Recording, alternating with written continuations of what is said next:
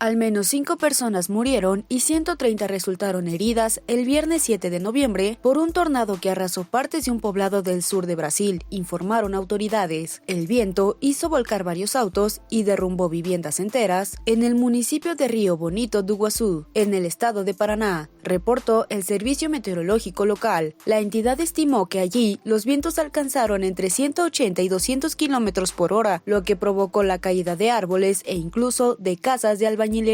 El gobernador de Paraná, Ratinho Jr., dijo a través de la red social X que las fuerzas de seguridad están en alerta, movilizadas y monitoreando las ciudades afectadas por las fuertes tormentas. El Instituto Nacional de Meteorología mantiene una alerta de peligro por tempestades en todo Paraná, así como en los estados sureños de Santa Catarina y Río Grande do Sul, fronterizos con Argentina y Uruguay.